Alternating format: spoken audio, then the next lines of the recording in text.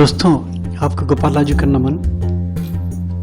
दोस्तों, कभी लगता है कि आप कैरियर ओरिएंटेड हैं, सब चीज़ें हैं आपके पास, क्वालिफिकेशन है, टैलेंट है, पोटेंशियल है, एनर्जी है, एंथुजियास्टिक हैं, और लगता है कहीं कि फ्रीज्ड हो गया सब कुछ, डोरमेंट हो गया।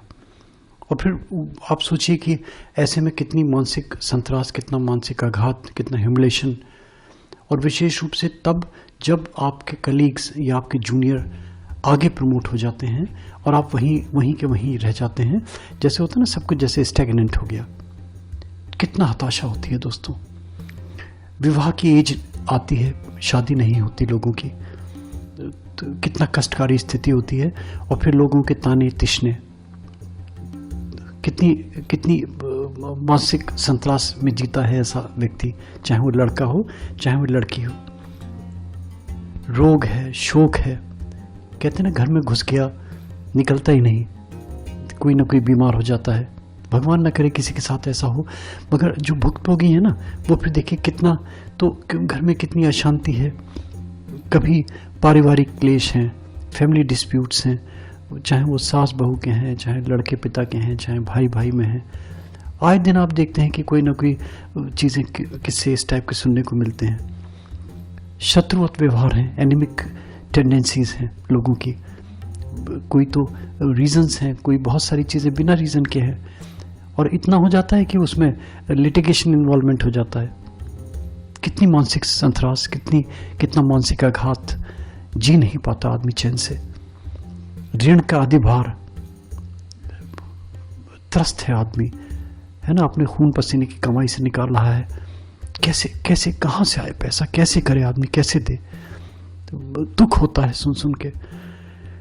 परीक्षा, बच्चे छोटे छोटे से कितनी मेहनत कर रहे हैं, दिन रात संघर्ष करते हैं, है ना। बचपन छिन गया बच्चों का, हंसी छिन गई बच्चों की, बस्ते का बोझ, किताबों का बोझ, पढ़ाई का भार, और प्रॉपर रिजल्ट्स नहीं मिलते।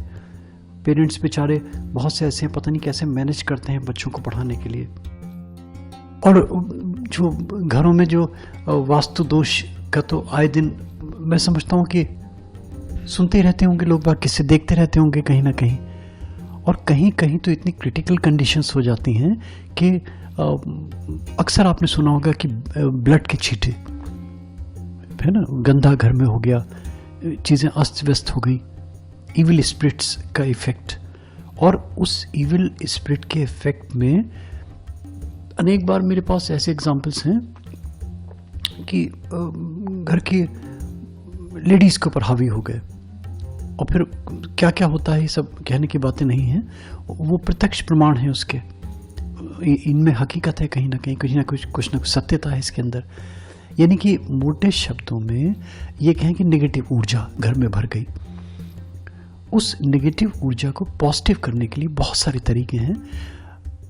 और देखिए, सब कोई, मैं समझता हूँ कोई भी ऐसा नहीं होगा कि जो अपने अपने श्रद्धा से, अपने अपने विश्वास से, अपने अपने समय से, अपनी अपनी सामर्थ्य के अनुसार, अपने अपने समय के अनुसार, अपनी अपनी हैसियत के अनुसार कुछ ना कुछ ना करता हो। करते हैं ज़रूर कुछ ना कुछ, भटकते हैं इधर उधर, और पता चला परिणाम अंततः जीरो, बहुत बड़ा शून्य। क्या करें देखिए ऐसे में। हनुमान जी को मैं इष्ट मानता हूँ, अपना रामचंद्र जी को अपना इष्ट मानता हूँ, क्योंकि कलयुग में बहुत जल्दी चीज़ें देने के लिए हनुमान जी का नाम सब लोग जग जाहिर है, ये मिलता ही मिलता है। श्रद्धा से अगर कोई मांगता है, आस्था से कोई मांगता है, अगर दीनहीन बन के मांगता है कोई, प्रभु देते ज़रूर हैं। मगर फिर वही मैं कहूँगा, देखिए, मिलना ना मिलना अंततः निर्भर करता है अपने प्रारब्ध के ऊपर, अपने पुरुषार्थ के ऊपर। तो उस पुरुषार्थ में ये भी एक पुरुषार्थ है, इसको भी अपने पुरुषार्थ में शामिल कर लीजिए। मगर ये ज़रूर है, जो पुरुषार्थ कर रहे हैं, जो हम कर्म कर रहे हैं, ये वेस्ट नहीं जाता। तो ना से तो कुछ अच्छा ना, इसको आप करें। ये एक दिन का मात्र प्रयोग है, केवल एक दिन का। और जब कोई रिजल्ट एक्सपेक्टेड है आपके, जैसे मान लीजिए 2 दिन, 4 दिन, 10 दिन, 15 दिन लगने वाला है कि कुछ चीज़ें उथल पुथल हो रही हैं, आप पात्र हैं उसके, ये भी इम्पॉर्टेंट चीज़ है। पात्रता भी तो हो ना। अब मान लीजिए आप की ख्वाहिश हो जाए कि मैं चांद पे जाके बैठ जाऊं, या आपकी ख्वाहिश हो जाए मैं दुनिया का राजा हो जाऊं, या आपकी ख्वाहिश ऐसी हो जाए जो पूरी ना हो पाए, या ये फ़नी लगे, वो नहीं। जो कंधों के भार के बराबर जिसके पात्र हैं आप, जिसके लिए आप वर्षों से कर्म कर रहे हैं और कर्म आपके फलीभूत नहीं हो रहे, उनके लिए, क्योंकि वो प्रभु देगा ही देगा। आदमी का कर्म, मैंने कहा ना, वेस्ट नहीं जाता कभी। बहुत छोटा सा उपाय, बहुत सरल। 108 काले चने के दाने ले लीजिए साफ से, उनको धो लीजिए अच्छी तरीके से, मिट्टी उट्टी लगी होती है, साफ कर लीजिए उनको अच्छी तरीके से, गिन लीजिए 108 दाने। मंत्र है हनुमान जी का 108 मंत्र जाप करने हैं। और जो काले दाना है ये आपने लिए, काले चने, एक एक करके गंगा जल कटोरी में भर लें और एक एक डालते रहें आप। आपका इस प्रकार से 108 की संख्या पूरी हो जाएगी आपकी। वो आप फिर चने फिर निकालने बाहर, फिर 108 जपें, फिर बाहर निकालने। इस प्रकार से 11 बार, यानी कि एक आपकी संख्या का एक उसका संख्या की गिनती भी हो जाएगी आपकी, और आपका जो पर्पस है, जो आपका उद्देश्य है, जो आप करना चाह रहे हैं, ये काले चने और आपका जल जिसमें डाल रहे हैं, ये अभिमंत्रित हो जाएगा। इसका प्रयोग करना है। इसके बहुत सारे तरह तरह के प्रयोग हैं इसके, मगर सबसे सरल प्रयोग, सबसे आसान प्रयोग मैं बता रहा हूँ। और देखिए फिर इसको जितना प्रभावशाली बना सकते हैं आप। मुहूर्त देखते हैं हम लोग, मानते हैं हम लोग मुहूर्त को, सब लोग। शनिवार का दिन चुनिए, मंगलवार का दिन चुनिए, हनुमान जी के दिन होते हैं ये वाले। अगर और भी अच्छा देखना है तो फिर ऐसा देखिए कि जिस शनिवार के दिन शनि का नक्षत्र हो जाए। शनि के नक्षत्र आपको पंचांग में मिल जाते हैं, 3 नक्षत्र होते हैं शनि के। एस्ट्रोलॉजी में थोड़ा सा भी ज्ञान है तो सब जानते हैं। पुष्य नक्षत्र होता है शनि का, अनुराधा नक्षत्र होता है शनि का, उत्तरा भाद्रपद नक्षत्र होता है शनि का। तो शनिवार के दिन इन तीनों नक्षत्रों में से कोई भी नक्षत्र मिल जाए और भी अच्छा होगा। अगर आप मंगलवार चुन रहे हैं और मंगलवार के दिन मंगलवार का नक्षत्र भी हो, मंगल के 3 नक्षत्र होते हैं, मृगशिरा नक्षत्र है, चित्रा नक्षत्र है, धनिष्ठा नक्षत्र है। इन तीनों नक्षत्रों में से कोई नक्षत्र मिल जाए। फिर अगर और सूक्ष्मीकरण में जाना चाहते हैं तो होरा चुन लीजिए, यानी कि शनि का दिन हो, शनि का नक्षत्र हो, शनि की होरा हो। ये संयोग अगर मिल जाए आपको तो और ज़्यादा प्रभावशाली हो जाएगा, क्योंकि इन पर्टिकुलर ऑस्पिशियस मोमेंट्स में जो प्लैनेटरी पोजीशंस होती हैं, जो ज़ोडिएक है, जो आकाश गंगा है, वो मैक्सिमम ससेप्टेबल होता है उन चीज़ों को रिसीव करने के लिए। इसीलिए ऑस्पिशियस पीरियड, ऑस्पिशियस घड़ी चुनी जाती है, ऑस्पिशियस समय चुना जाता है। तो अगर इसने डिटेल्स में जा सकते हैं आप तो इसमें जाइए, आप जाप करिए। मैं मंत्र धीरे धीरे बोल देता हूँ और वही 108 की संख्या एक बार में, फिर वही चने दोबारा यूज़ कीजिए, वही चने दोबारा यूज़ कीजिए, 11 बार वही चने यूज़ कीजिए आप। और ये चने मॉर्निंग में किसी बंदर को खिला दीजिए। किसी भी, ये कैसे मैनेज करते हैं, क्या करते हैं। अगर नेक्स्ट डे आपका, अगर आप मंगल में कर रहे हैं तो वेडनेसडे पड़ेगा आपका, शनिवार को कर रहे हैं तो संडे पड़ेगा। और अगर 1% पॉसिबल नहीं होता है नेक्स्ट डे तो 1-2 दिन उनको रख लीजिए, उसके बाद में जब आपका मौका मिले तब खिला दीजिए। और अगर ये भी संभव नहीं होता, बहुत सारी जगह बंदर नहीं होते, नहीं मिलते, तो कहीं जल में प्रभावित कर दीजिए इसको, और अच्छा काम करेगा आपका। सारे के सारे जल में प्रभावित कर दीजिए, मछली खा लेंगे इसको। प्रयास यही कीजिए।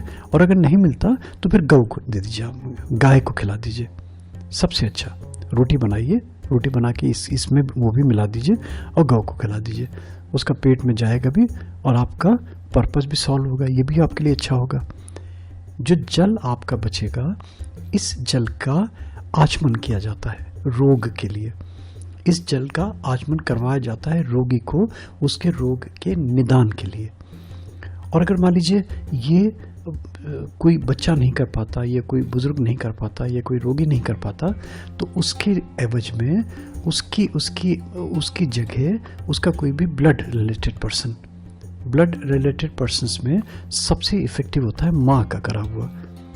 फिर उसके बाद में उसके और नियर डियर्स और जो भी कोई पॉसिबल हो, जो भी आपको उपलब्ध हो, जिसके लिए भी सरलता से हो सके उनको आप लीजिए, वो कर दें उसके निमित्त। और फिर इसी क्रम को सारा करें कि चने खिलवा दें बंदर को। चने जो आपका पानी जो बचता है इसको घर में छिड़क दें। वास्तु दोष के लिए जो अनफोर्सीन थिंग्स होती हैं, जो हिडन चीज़ें होती हैं, जो सस्पिशियस ऑब्जेक्ट्स होते हैं, उनके दुष्प्रभाव को नेगेटिव करने के लिए इसके जल का छिड़काव बहुत ही ज़्यादा इफेक्टिव होता है। पानी का मैंने बताया, इसका जल का सेवन करेंगे तो रोग के लिए बहुत अच्छा है। ये अभिमंत्रित होता है। एक तो मंत्र मैं धीरे धीरे बोल देता हूँ, इसको मैं लिख भी देता हूँ, जनरली नीचे मैं डिस्क्रिप्शन में दे भी देता हूँ ताकि सुविधा रहे लोगों को। क्योंकि मंत्रों में मैं बार बार कहता हूँ कि मंत्र जाप करेंगे तो मंत्र घास नहीं काटनी। मंत्र जाप करेंगे तो ऐसे जाप करेंगे कि गुंजन हो, एक एक शब्द में लगे कि विस्फोट हो रहा है, शब्दों की चोट हो रही है अंदर हमारे, तभी इफेक्टिव होते हैं मंत्र। मैं धीरे धीरे बोल देता हूँ।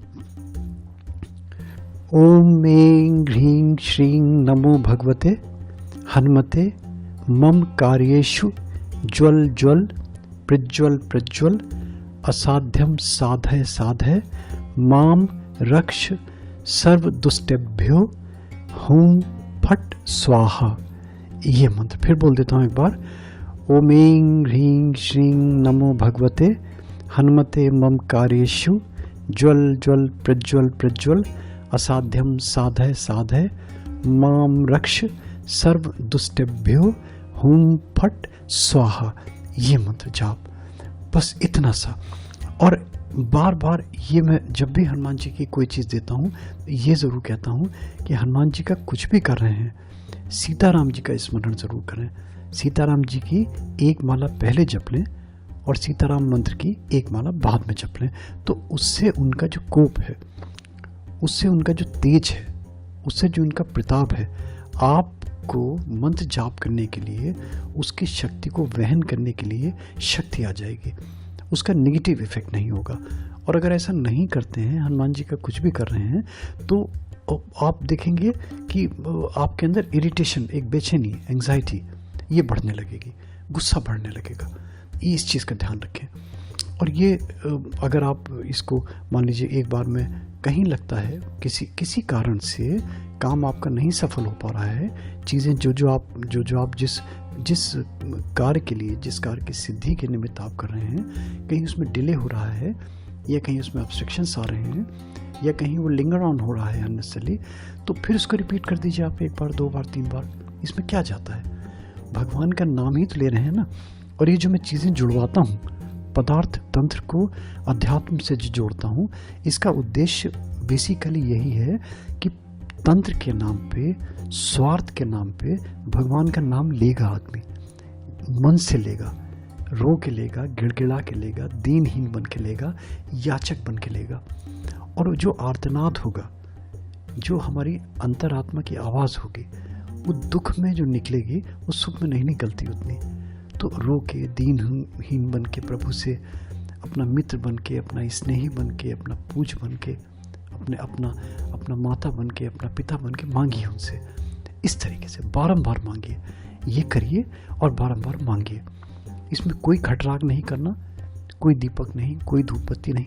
सिर्फ इतना देख लीजिए कि जहाँ बैठते हैं ऑब्वियसली वो प्लेस शांत हो, थोड़ा सा मन जहाँ पे चित्त एकाग्र हो आपका। शोर शराबा होगा तो फिर डिस्टर्बेंस होता है वहाँ पे। इतना समात बंधन। और ये चीज़ कहीं किसी सिद्ध हनुमान जी के मंदिर में कहीं संभव होती है, तब तो फिर सोने पे सुहागा, जैसे जिसकी व्यवस्था हो सकती है। दोस्तों, अगर अच्छा लगता है गोपाला जी का तो यूट्यूब में प्लीज़ सब्सक्राइब करें दोस्तों, लाइक करें दोस्तों। Thank you, thanks for